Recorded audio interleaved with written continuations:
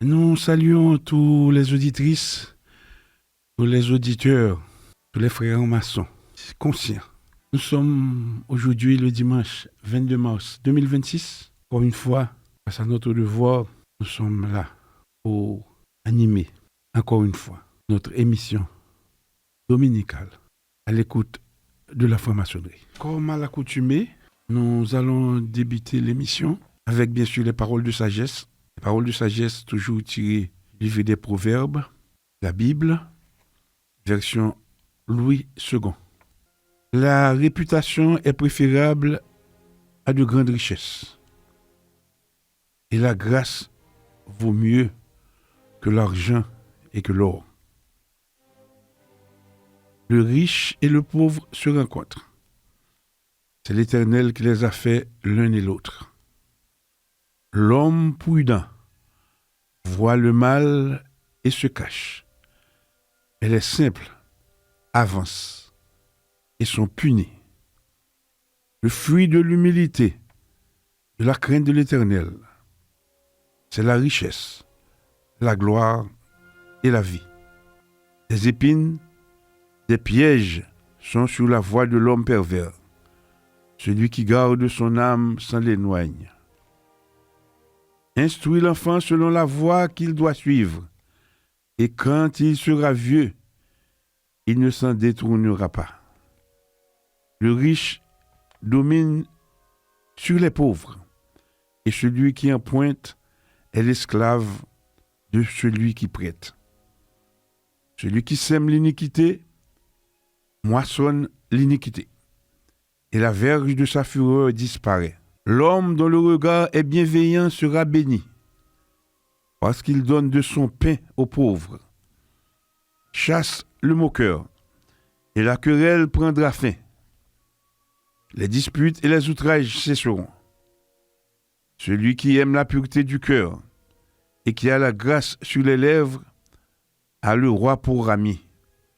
Les yeux de l'Éternel gardent la science, mais il confond les paroles du perfide. Le parole se dit, il y a un lion dehors, je serai tué dans les rues. La bouche des étrangères est une fosse profonde. Celui contre qui l'Éternel est irrité, y tombera. La folie est attachée au cœur de l'enfant. La verge de la correction l'éloignera de lui. Opprimer le pauvre pour augmenter son bien, c'est donner aux riches pour n'arriver qu'à la disette. Prête l'oreille et écoute les paroles des sages. Applique ton cœur à ma science, car il est bon que tu les gardes au-dedans de toi et qu'elles soient toutes présentes sur tes lèvres, afin que ta confiance repose sur l'Éternel. Je veux t'instruire aujourd'hui, oui, toi. N'ai-je pas déjà pour toi mis par écrit des conseils et des réflexions, pour t'enseigner des choses sûres, des paroles vraies, afin que tu répondes par des paroles vraies à celui qui t'envoie. Ne dépouille pas le pauvre parce qu'il est pauvre, et n'opprime pas le malheureux à la porte, car l'Éternel défendra leur cause, et il ôtera la vie à ceux qui les auront dépouillés.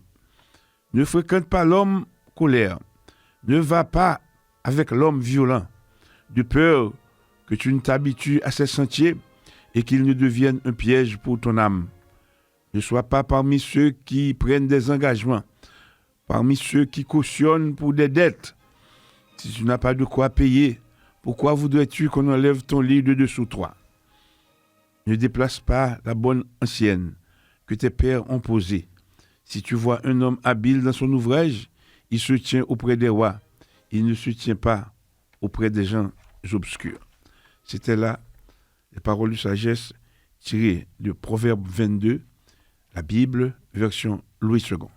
Chères auditrices, chers auditeurs, et bien-aimés frères, et vous tous, chercheurs de lumière et de vérité, avec gravité, mais aussi avec une espérance profonde, nous ouvrons aujourd'hui cette émission consacrée à l'écoute vivante de la franc-maçonnerie.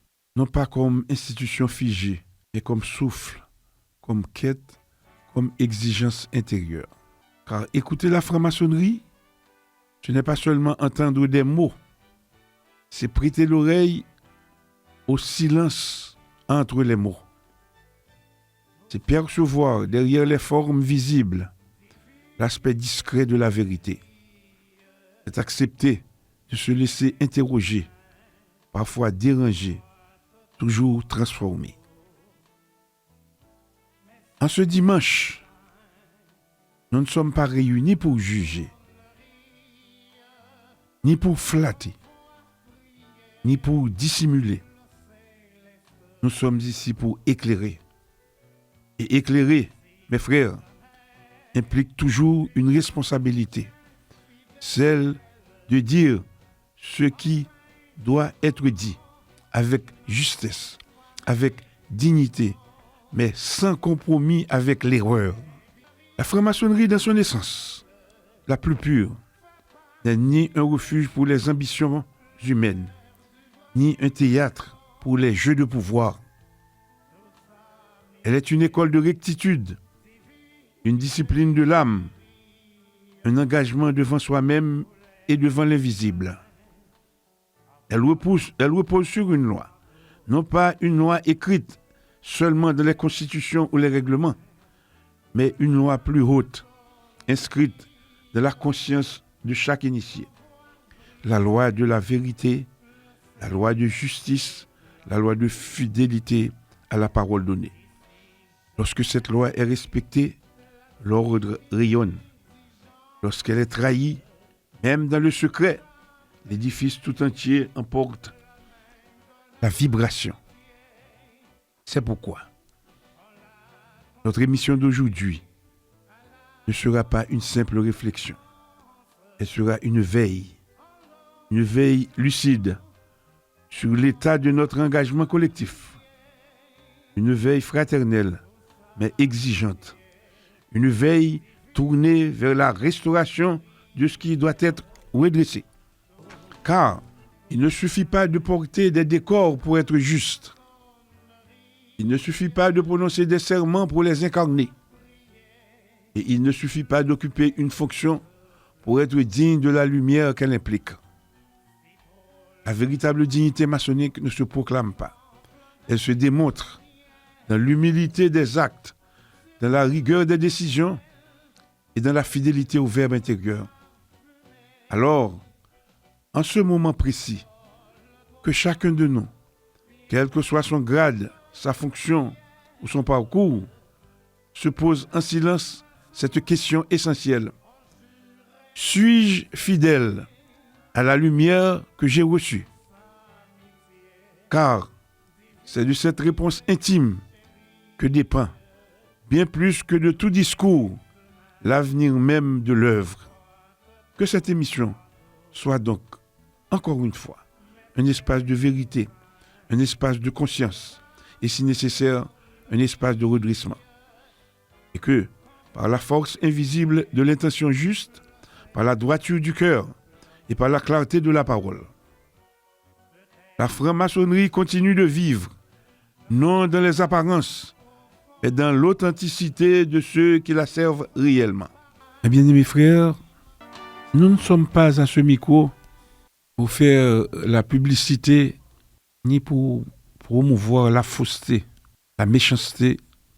Nous allons nous garder de vous donner la lecture d'une planche close qui a été adressée aux respectables loges de l'obédience et à tous les maçons réguliers de la juridiction. Nous allons simplement vous lire le dernier paragraphe. Face à ces dérives fastueuses, le Conseil exécutif vous informe qu'il engagera sans délai les procédures disciplinaires requises à l'encontre de tout frère, quel que soit son grade ou sa dignité, qui mettrait en péril l'édifice maçonnique ou porterait atteinte à l'honneur de ses dirigeants. Mes bien-aimés frères, les menaces pleuvent de part et d'autre. Nous n'en avons pas peur. Nous n'en avons pas peur. Aujourd'hui n'est pas un jour de confort. Et chaque dimanche matin, nous serons là. Et nous ferons notre devoir au nom de la vérité. Aujourd'hui est encore une fois un jour de vérité. Nous n'avons pas donné lecture de cette planche close parce que nous ne sommes pas là pour polémiquer. Nous ne sommes pas là pour polémiquer. Polémiquer avec qui? Polémiquer contre quoi? Nous n'avons pas créé de division. Au contraire, ce que nous avons réalisé, rien ne pourra les effacer. Même les langues les plus perfides ne pourront effacer ce que nous avons réalisé. Nous sommes réunis ce matin, encore une fois pour éclairer, plaise à ceux qui veulent l'accepter, plaise aussi à ceux qui continueront à garder ce silence complice. Lorsque l'ombre s'étend sur l'ordre, le silence des justes devient une faute. En mon âme et conscience, je ne commettrai pas, moi, cette faute. Plaise à ceux qui veulent la commettre. La franc-maçonnerie, vous le savez tous, n'est pas une structure profane ordinaire. Elle repose, je le redis encore une fois ce matin, elle repose sur 3 piliers immuables. La régularité, la légitimité et la vérité. Sans régularité, il n'y a plus de transmission. Sans légitimité, il n'y a plus d'autorité. Et sans vérité, il n'y a plus d'initiation. Je le répète encore une fois. Le convent national ordinaire n'est pas une formalité administrative. Il est le cœur battant de la souveraineté maçonnique. Malheureusement, ceux qui étaient appelés à faire vivre, à faire battre ce cœur, à faire vivre cette souveraineté à travers le convent national ordinaire, pour des raisons non avouées, non seulement joué pour ne pas réaliser ce convent, et ils ont boycotté ceux qu'ils avaient eux-mêmes annoncés. L'absence de ce convent national ordinaire, ce n'est pas un incident, c'est une rupture. Mes bien-aimés frères, l'absence du convent de janvier 2026 constitue une fracture profonde. Vous le savez aussi bien que moi, que cette fracture, elle suspend automatiquement la chaîne de légitimité. Elle fragilise la parole officielle et elle ouvre la porte à toutes les dérives. Les dérives sont là. Nous les vivons. Et pourtant, malgré cette vérité, malgré cette constatation, certains pensent pouvoir continuer à agir, à signer, à menacer, à gouverner, comme si rien n'était passé. Je sais que vous le savez, mais je vous le rappelle. En franc-maçonnerie, ce qui n'est pas régulier n'est pas valide. Cette planche close qui a circulé, planche close, je me suis gardé de donner la lecture parce qu'elle a été adressée à tous les frères, à tous les maçons réguliers Je vous laisse le soin, mes bien-aimés frères, de lire cette planche. Et naturellement, vous allez découvrir cette persistance. Vous allez découvrir de par vous-même la vérité. Cette planche close qui a circulé, elle accuse,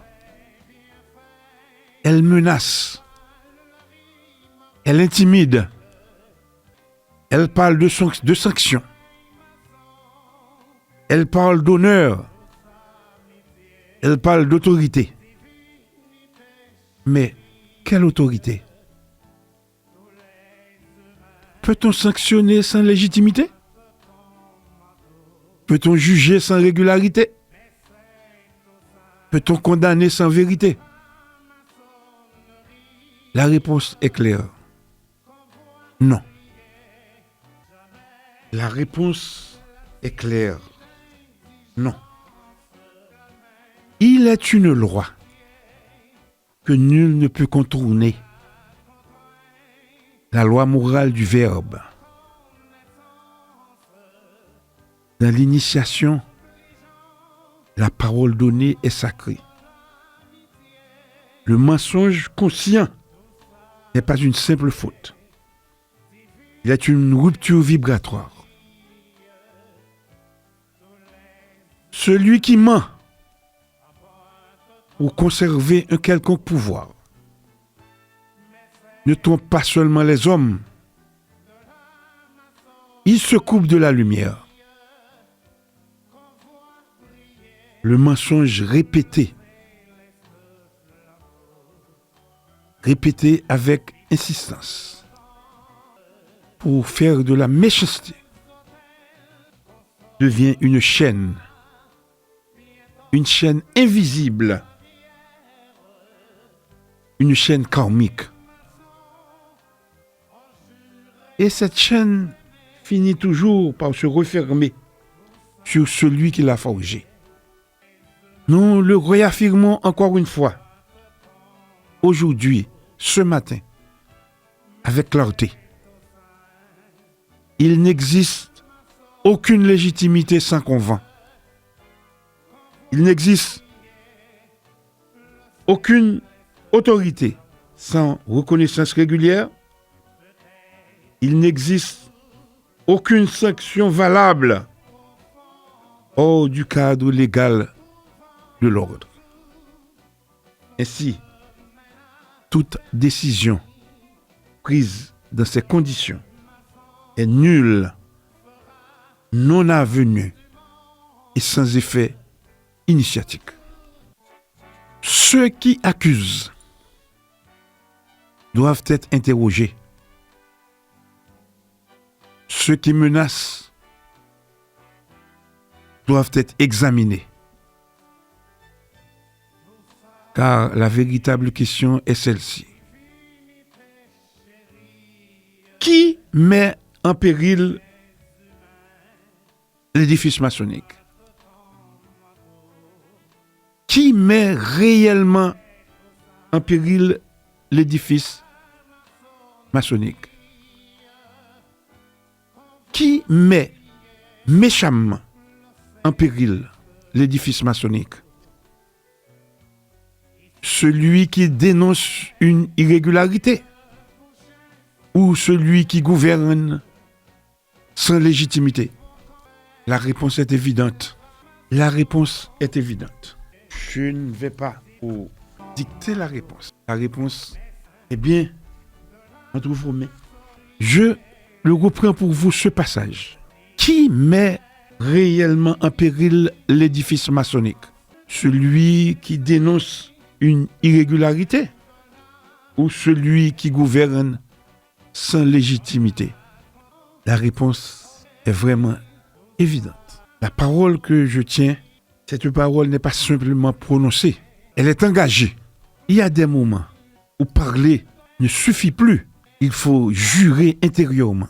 Mais pour jurer intérieurement et pour que ce serment puisse être fort, il faut rester dans la vérité. Il faut rompre le silence complice pour agir. Il faut pouvoir se tenir debout devant la loi invisible. Nous n'avons rien à débattre. Nous sommes ici pour témoigner devant la vérité. Toute obédience maçonnique véritable repose sur une triple réalité. Une loi écrite, constitution et règlement. Une loi vivante, le convent.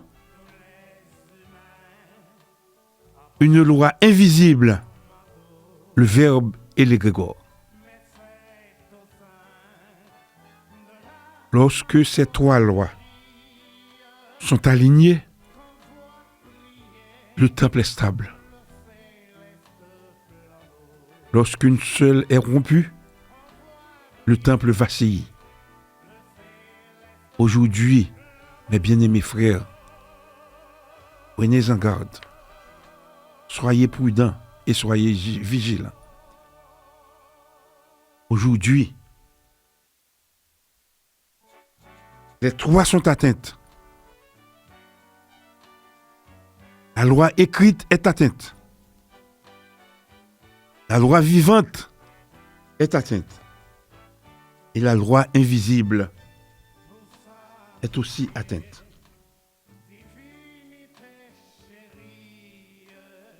L'absence du convent national ordinaire de janvier 2026 n'est pas une omission. Elle est une rupture de la chaîne initiatique institutionnelle. En droit maçonnique, sans convent, pas de souveraineté. Sans souveraineté, pas de légitimité. Et sans légitimité, pas d'autorité. Et pourtant, les décisions sont prises. Des menaces sont proférées. Des menaces allant jusqu'à la vie de ceux qui dénoncent les dérives.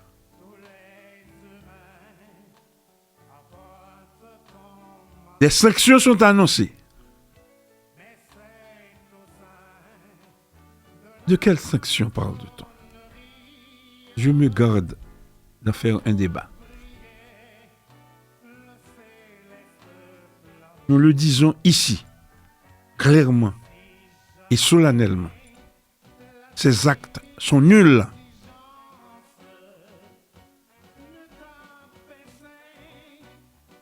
Le plus grave, mes bien-aimés frères, ce n'est pas l'irrégularité. Le plus grave, c'est le mensonge conscient. Car en initiation, le verbe est créateur. Altérer le verbe, c'est altérer la réalité. Celui qui ment pour conserver le pouvoir ne gouverne plus. Il se coupe. Il se coupe de la lumière. Il se coupe de la chaîne. Il se coupe aussi de la grâce initiatique. Et alors, commence et s'installe une loi silencieuse, la loi du retour. Tout verbe falsifié est appelé à revenir à celui qui l'a émis. Nous dénonçons encore une fois avec fermeté l'usurpation d'autorité. Nous dénonçons ce matin, la manipulation des consciences. Nous dénonçons encore une fois ce matin l'usage de la peur comme instrument de gouvernance.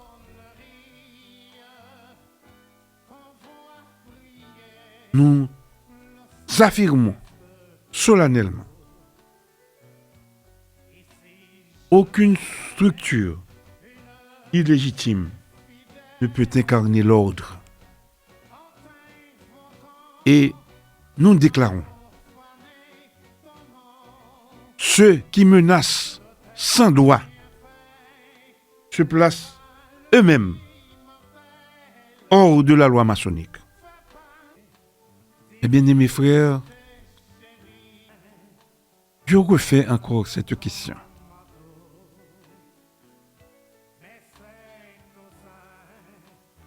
Qui doit être sanctionné?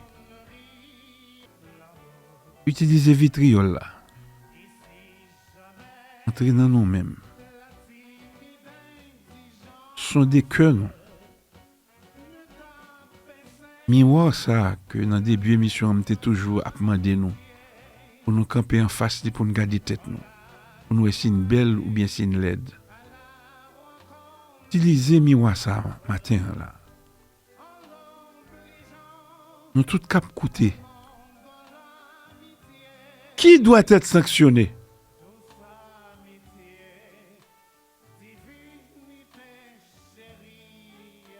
Eh bien, mes frères, la question n'est plus qui doit être sanctionné. La question devient qui viole la loi? Celui qui dénonce une rupture ou celui qui gouverne sans mandat? La réponse est sans ambiguïté. Mes frères, avant même de parler des hommes, parlons de principes. Souvent, à l'intérieur de nos loges, souvent, vous prononcez ceci. Au commencement était le Verbe. Je dis le Verbe pour donner une dimension beaucoup plus symbolique. Et le Verbe, en effet, n'est pas seulement parole. Le Verbe est loi. Le Verbe est vibration. Le Verbe est ordre et vérité. Je le reprends encore une fois et je le redis fermement. Toute obédience maçonnique véritable n'est pas seulement une structure humaine.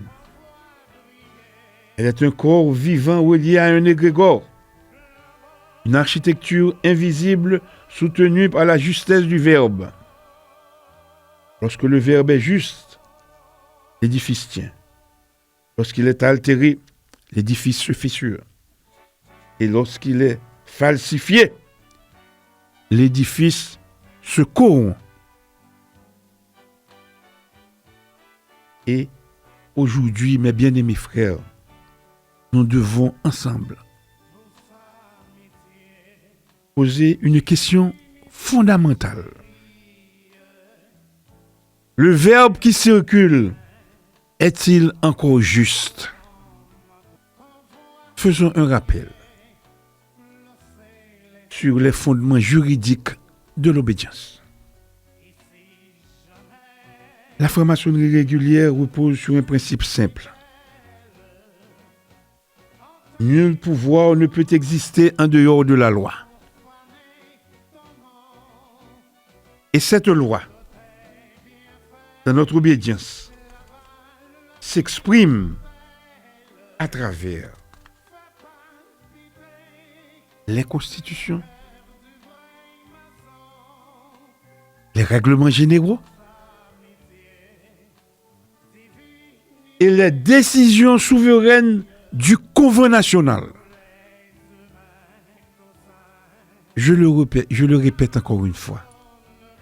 Le convent national ordinaire n'est pas un simple organe administratif.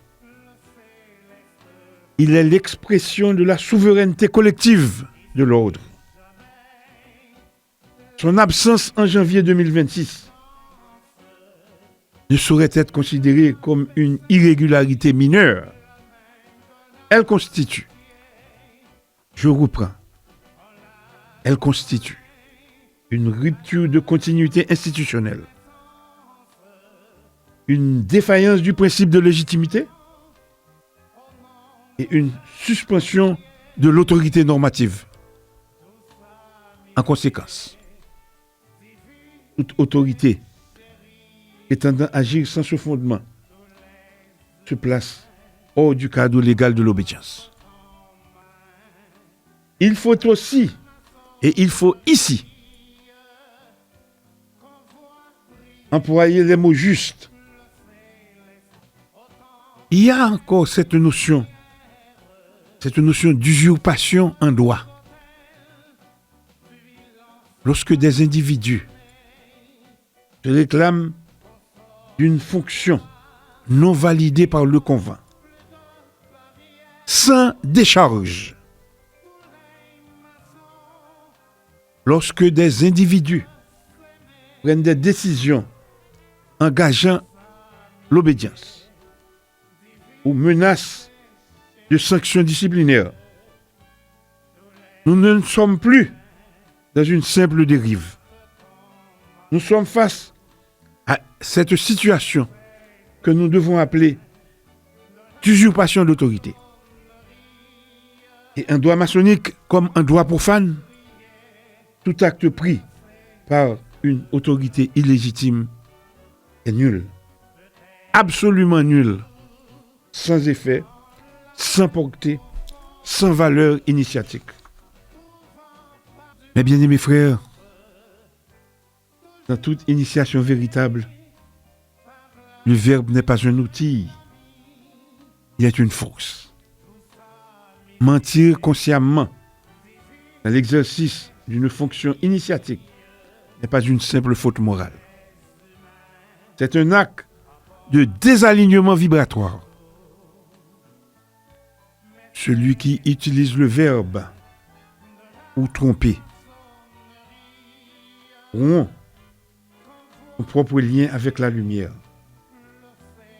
altère l'égrégore de l'ordre et engendre une dette que la tradition nomme parfois répercussion karmique. Je le reprends encore pour vous. Car il existe une loi silencieuse, mais implacable. Tout verbe falsifié revient à la source. Cette planche qui a circulé, accusant des frères, des dignes frères, des dignitaires qui ont fait leur devoir. Et cette planche qui se présente comme officielle, c'est une planche qui se veut autoritaire. Et c'est une planche qui annonce, entre guillemets, des sanctions. Mais examinons-la encore une fois, avec rigueur. Elle émane d'une autorité non validée. Elle s'appuie sur une légitimité inexistante. Elle invoque la défense de l'ordre tout en violant ses principes. Il s'agit donc, en fait, d'un document irrégulier dans sa forme, illégitime dans son fond et nul dans ses effets. Et j'assume. Je ne demande à personne de me suivre, mais je demande à chacun de faire son devoir comme moi je le fais.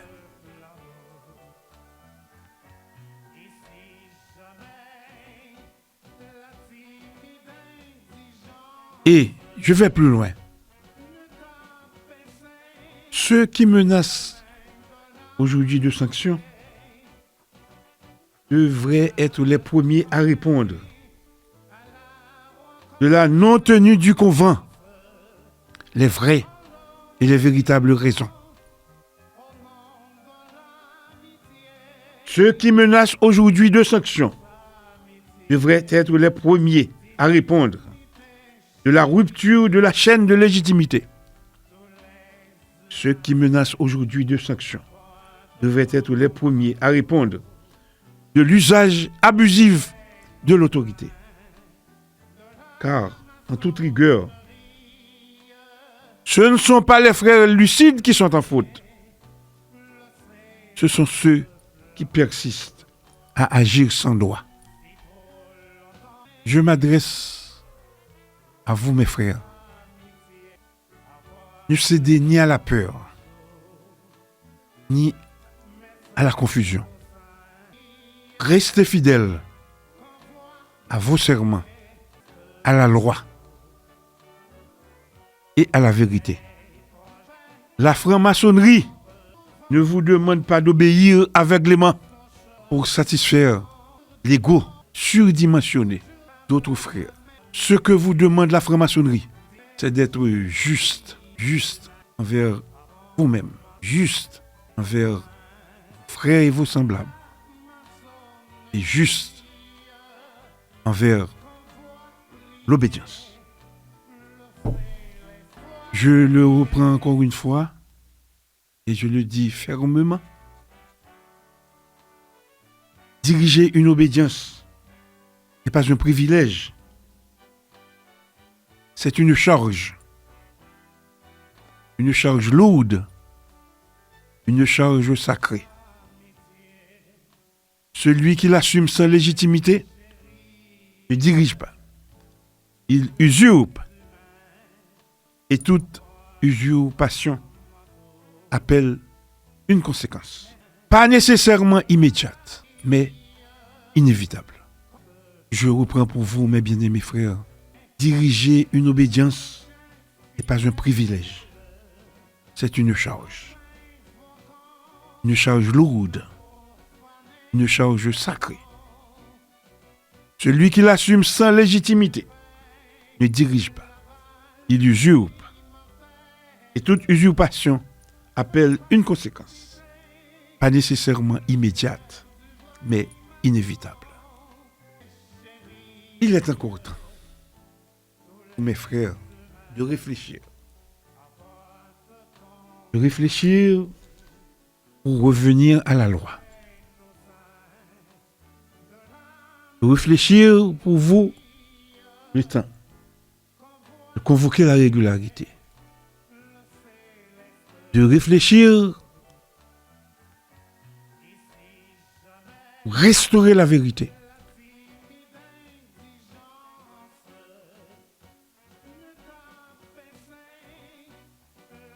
Une obédience peut survivre à une crise, mais elle ne survit pas aux mensonges institutionnalisés.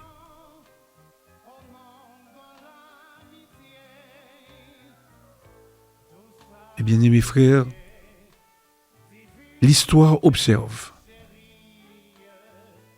la tradition enregistre, la loi agit. On peut tromper les hommes, mais tant, on ne trompe jamais l'ordre. Que chacun se regarde, que chacun se juge, que chacun choisisse entre le pouvoir et la vérité. Car au terme du chemin, il ne restera qu'une seule chose, la rectitude de l'âme. Mes bien-aimés frères, ne pliez pas. Vous devez faire montre de ça, nous y en créole, un monde qui a caractère.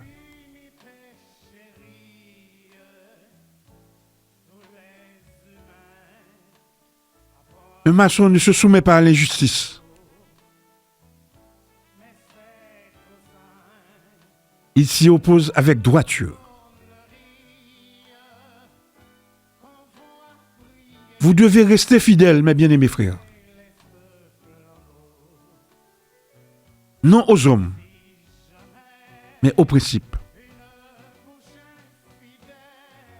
Car la véritable fidélité est celle qui refuse la dérive.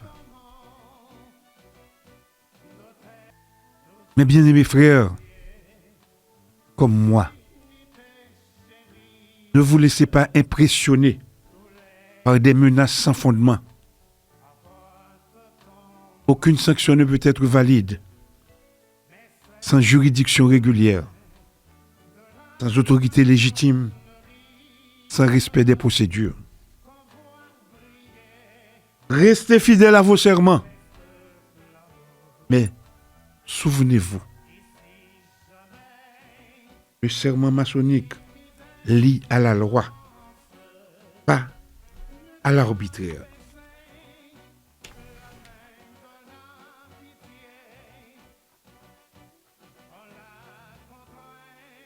Je vous le rappelle encore une fois, une obédience est beaucoup plus qu'une institution.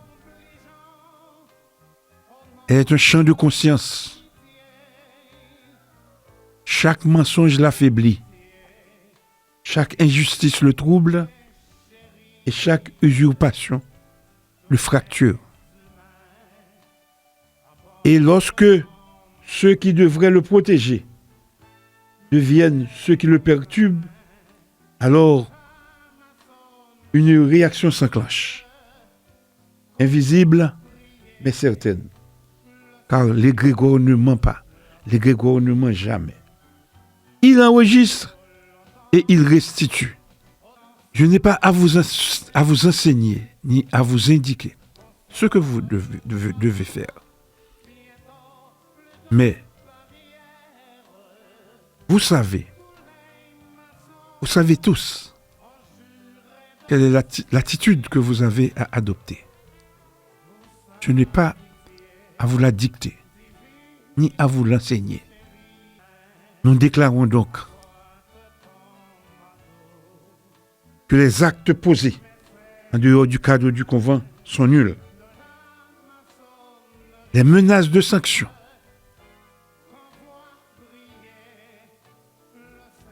sont sans effet. Et l'autorité actuelle, comme elle le prétend,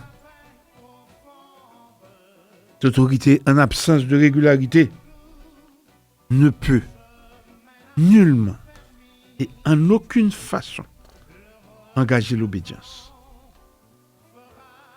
Et nous affirmons solennellement que la légitimité ne se proclame pas. Elle se démontre. Eh bien, mes frères, on peut tromper une assemblée. On peut influencer des esprits. Comme cela se passe maintenant. Mais on ne trompe ni la loi, ni le verbe, ni la tradition. Le temps révélera tout. Et chacun recevra la mesure exacte de ses actes. Mes bien-aimés frères, vous savez aussi bien que moi, quand consciemment, sciemment, les frères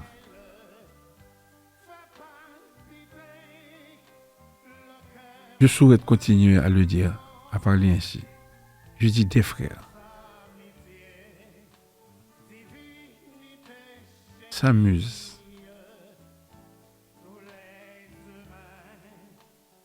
à mentir, à porter des faux témoignages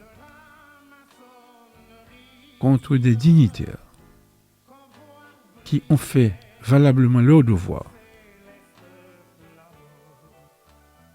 Et quand ces frères-là refusent d'accepter la vérité, d'agir en conséquence. Eh bien, parfois, quand l'homme ne veut pas dire la vérité, ne veut pas marcher dans la vérité, eh bien, la nature et les esprits, parfois, tranchent. Il y a des moments, malheureusement, où l'homme croit pouvoir défier la loi. Il pense que le silence des autres lui donne raison. Il pense que la répétition du mensonge lui donnera force de vérité. Il pense que la menace fera taire les consciences. Mais il oublie une chose essentielle. Il existe une justice qui ne dépend ni des hommes, ni des institutions. Une justice qui est beaucoup plus ancienne que nos constitutions, plus profonde que nos règlements, plus inévitable que toute sanction humaine.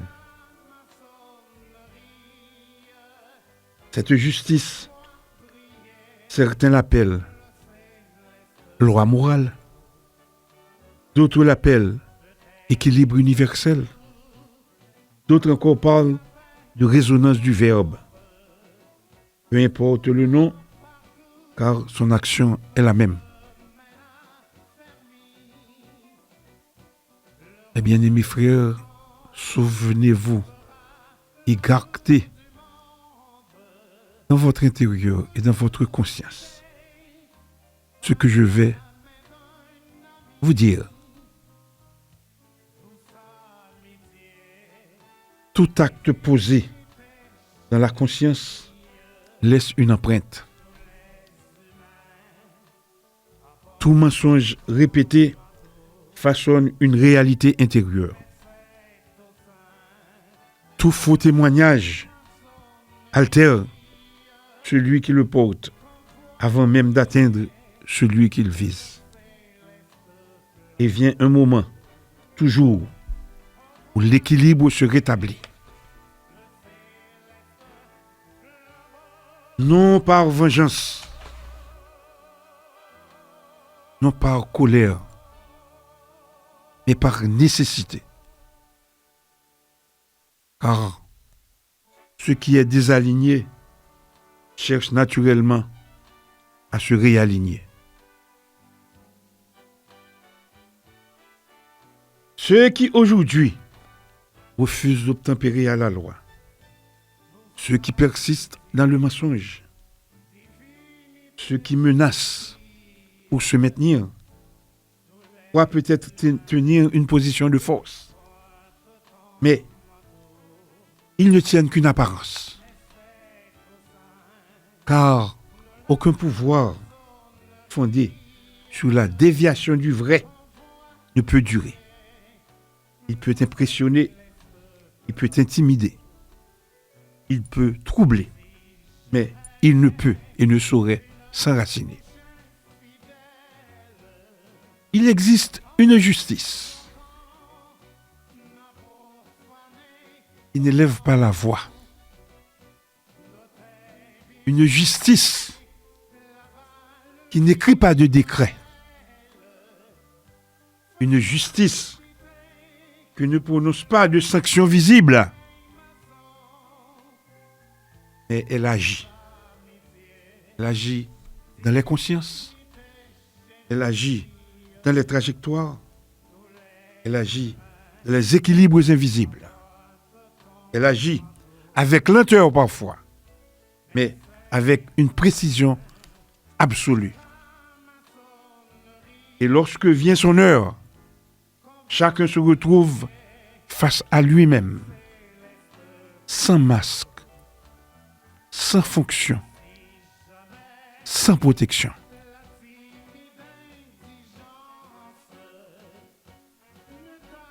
Tout verbe une résonance.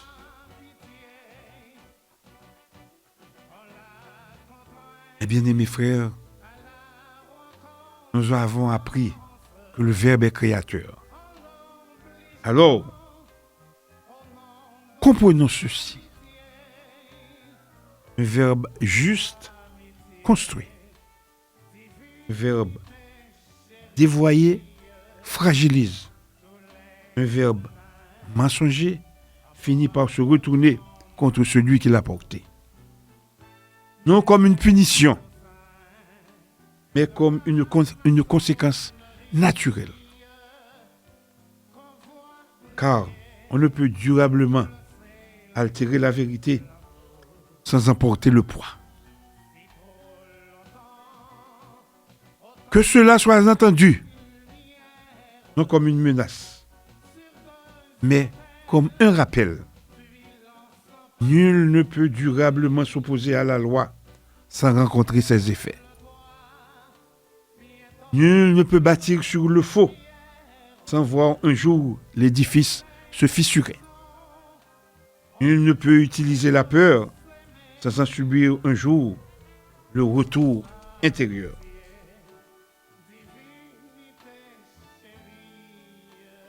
À vous, mes bien-aimés frères, ne cherchez ni vengeance, ni confrontation. Restez dans la droiture, restez dans la clarté, restez dans la vérité. Car celui qui est aligné n'a rien à craindre de la justice. Il existe, en définitif, une loi qui dépasse toutes les autorités humaines. Une loi qui ne s'achète pas. Une loi qui ne se manipule pas. Une loi qui ne se contourne pas. Cette loi, elle n'a pas besoin d'être défendue. Elle s'impose d'elle-même. Et lorsque les hommes s'en éloignent, ce n'est pas la loi qui s'effondre, ce sont les illusions qui tombent.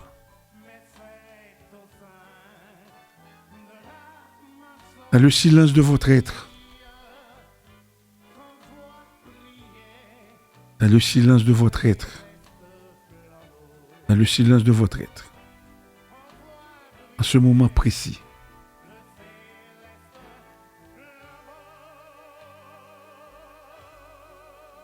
répétez ceci. Veritas. Equitas. Lex.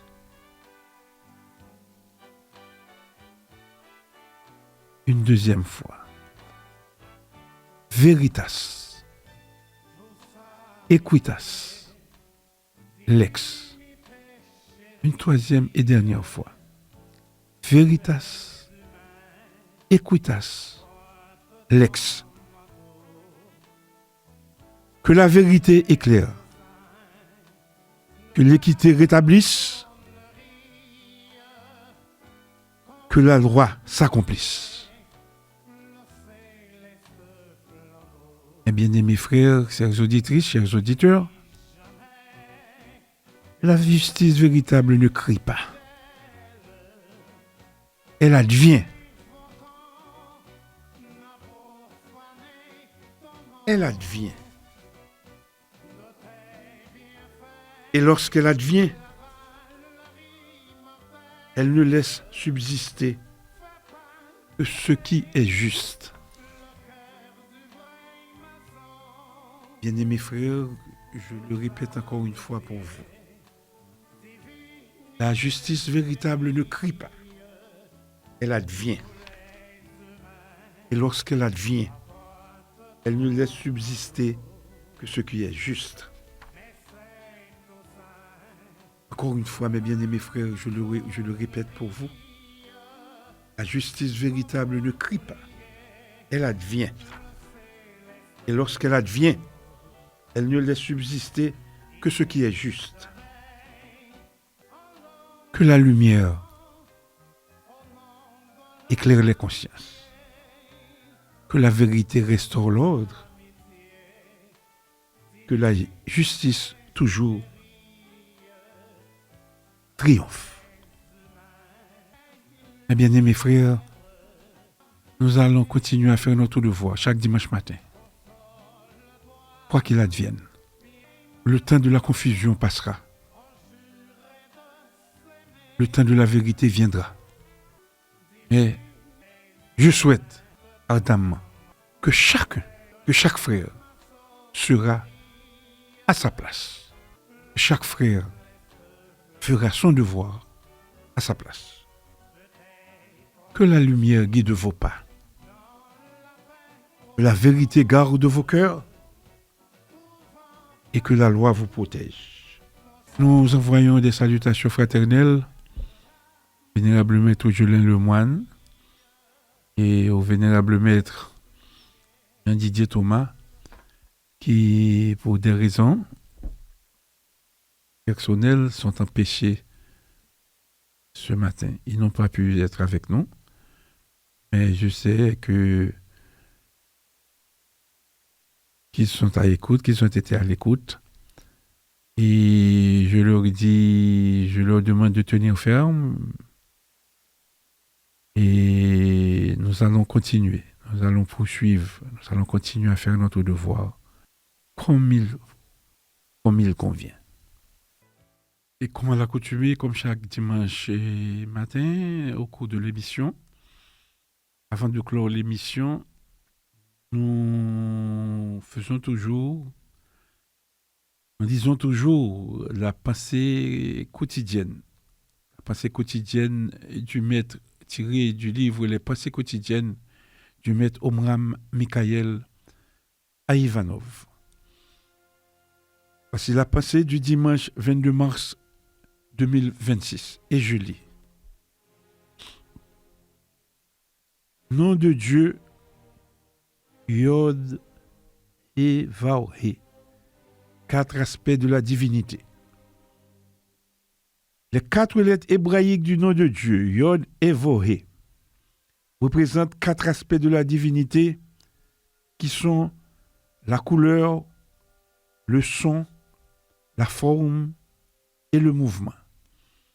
Car l'univers, œuvre du Créateur, se révèle essentiellement par 4 modes, 4 caractères fondamentaux qui sont la couleur, le son, la forme, le mouvement et leurs multiples combinaisons.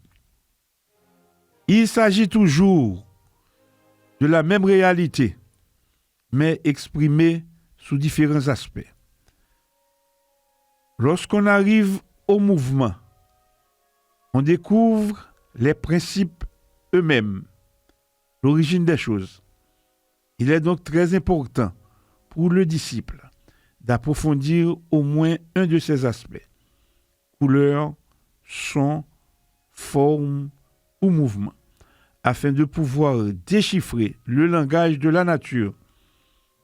Si on doit encore approfondir les 4 lettres du nom de Dieu, Yod, He, Vav, He, on y découvrira ces 4 parties fondamentales de la science initiatique qui sont la Kabbale, l'astrologie, la magie et l'alchimie, et qui sont représentées dans l'être humain par la tête, la Kabbale, les poumons, l'astrologie, l'estomac, l'alchimie, les mains et le sexe, la magie. C'était là la pensée du jour tirée du livre Les pensées quotidiennes du maître Omram Mikhaël Aïvanov pour ce dimanche 22 mars 2026. Avant de terminer, faisons, comme à l'accoutumée, la grande invocation. Du point de lumière dans la pensée de Dieu, que la lumière afflue dans la pensée des hommes, que la lumière descende sur la terre. Du point d'amour dans le cœur de Dieu, que l'amour afflue dans le cœur des hommes, puisse le Christ revenir sur terre. Du centre où la volonté de Dieu est connue, que le dessein guide le faible vouloir des hommes, le dessein que les maîtres connaissent et servent.